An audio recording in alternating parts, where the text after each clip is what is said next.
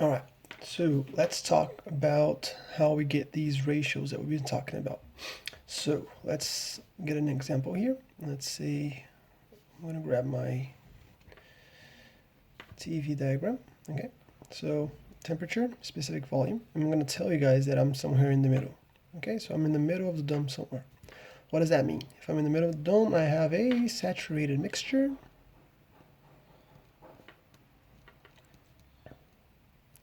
And I know I have a part of, let's put it that way, I have a part of vapor and a part of liquid, all right? Or a part of gas, if you will. Okay, so we have a part that's in vapor form, part is liquid form. Okay, if it's talking about water, but then gas and liquid if it's something else. But we know we have those two things. We also know that quality, that we define as X, all right? Quality is always related to the ratio of the mass of vapor that we have over the mass total. Okay, which is, in other words, the mass of vapor that we have divided by the mass of liquid that we have plus the mass of vapor, right? Brilliant. Okay, so what does that mean? Well, if we're here in the middle, it means that our properties are going to be a combination of two properties. What two properties? The properties that the guy would have over here and the properties that the guy would have over here. The closer my X, or my point, whichever point that is to this line, this dot here on the right, the closer my properties are going to be to the saturated vapor properties. Okay, and the closer my X is to this dot here, the closer my properties are going to be to the saturated liquid properties, right? So let's do a mock example here. Let's say that my specific volume for the saturated liquid, okay, just gonna put some random value here, is 0.2 meters cubed per kilogram. Okay, this is my random gas here I just created. Okay, and the saturated vapor specific volume is equal to 0.4. All right, so what does that mean? It means that if my mixture is not really a mixture, it's just liquid on the saturated line here, my specific volume is going to be this. If, however, I only have gas and I'm on the saturated vapor, right on the extreme of this dome, my volume is this. Therefore, if I have a mixture of these two things, any given point in this dotted line that I created here has to have a specific volume between these two guys here. Okay? So for instance, if I have 50-50, right? So 50-50 would be an X of 50% or of 0.5, right? It means I have 50% of vapor and therefore 50% of liquid. It means that my specific volume, right, my specific of this mixture, let's call it V of mix, is my X, right, the amount of vapor that I have, times what it would be if it were only vapor. So specific volume of the vapor, saturated vapor, plus 1 minus X of the liquid. What am I saying here? Well, the mixture is going to be a combination of these two guys here. It's going to be a combination of this guy here and this guy here. All right. Okay, so let's look at some possibilities. All right. So we said 50%. So let's solve this one first. It's going to obvious. It should be 0.3, but let's do it. All right. So the V of the mix equals 0.5 times.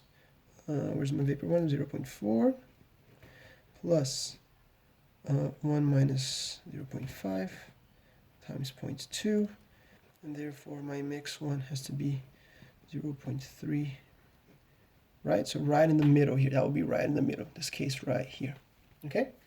So let's forget this and explore some other options. So let's look at some other options for this equation here, the one that I'm highlighting now. Let's look at these options here.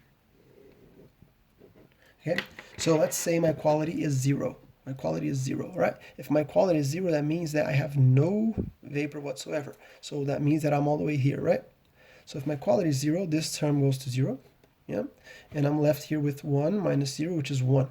So what is that? Does that render? It means that my V mix equals 1 or 100%, same thing, of V liquid, which is equal to V liquid.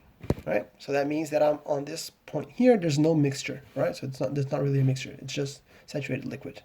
Okay? On the other hand, if if my quality is 100%, so this guy becomes 1, right? And this is 1 minus 1, so this is 0. So know that this is just a proportion that in this equation it comes from this following, right?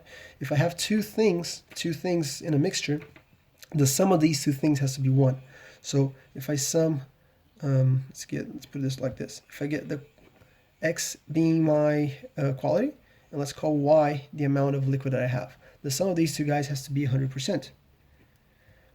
All right? The proportion of the masses of these two guys has to be 100%, because if there's only two things here, the more that I have of one thing, the less I'm going to have of the other one. That's just a ratio law, right? So, and if I were to have a third component, there would be a Z here and so forth. But in this case, we always have the vapor and the liquid, so it's only two things. All right. So what I do here is I'm going to isolate my I. I'm going to solve for Y. For Y. This is going to be Y equals 1 minus X, right? So the amount of liquid that I have equals to 100% minus whatever I have in vapor. And that's what I'm putting in here. Okay, so it's whatever I have with 100% minus whatever I have in here is going to be my liquid phase. Okay, so you can see how we create these ratios. And this can be for anything. So for instance, let me get another example here. Let's do another one in red is fine. Let's do it in, let me think, let's do internal energy, okay? Internal energy. So the internal energy, if we are in the liquid form, again, making up numbers here, okay? Making up numbers, is 100 kilojoules per kilogram, okay?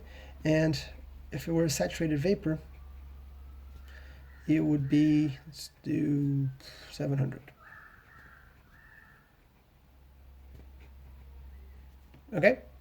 So if my X, my quality is, I don't know, 30%, what does that mean? If my X is 30%, it means that this is the middle, I'm going to be somewhere here, right?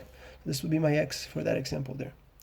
So the internal energy of this point here, of where I put the X, of the 30% mixture is going to be, let's do, U of the mix has to be equal to the U of the vapor times X plus, again, 1 minus X, whatever is left, times the U of the liquid, right?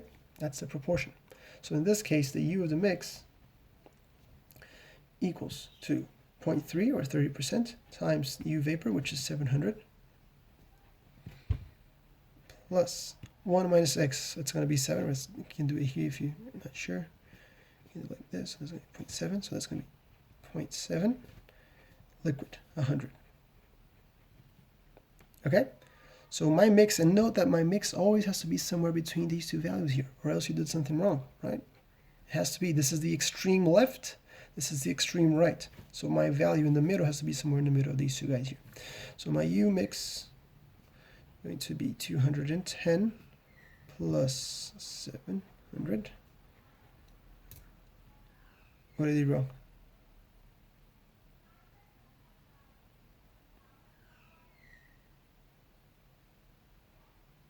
Oops, 70. Sorry. All right, so that's going to be 280. Okay. Now, what else do we need to know? We need to know the following. All right, we got the value of 280. Okay, got the value of 280. What does that mean? It means that we're closer to the 100 than the 700, right?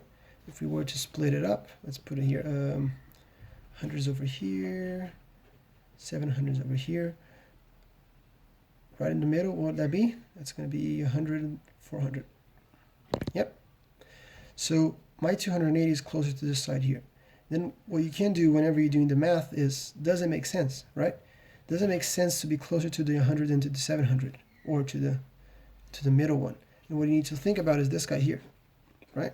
So this is 30%. If it's 30%, again, where's my X? It's closer to this side here. So therefore, it's closer to the saturated liquid, which is 100. So yes, it does make sense. All right. Last but not least, check out what I can do. you probably noticed that your tables, they have, again, let's get the same scenario here. The U for liquid, okay, which is 100 in this fake scenario that I created. The U for vapor, which is 700 in this fake scenario. And you're always going to have a U, and then it's called H, what is it? FG.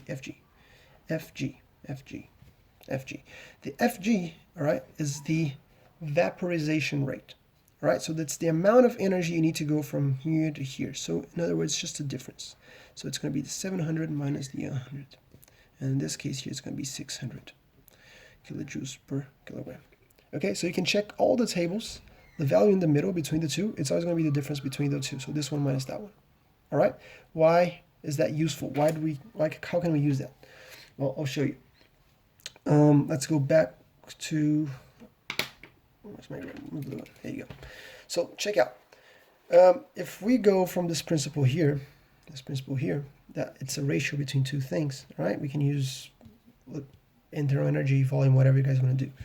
Let's do it with internal energy since we have internal energy here already. All right. So the one of the mix, it will be the amount of vapor that I have times the one for vapor plus 1 minus x and the one for liquid. All right. So that's what we have here. That's what we have here. Nothing new.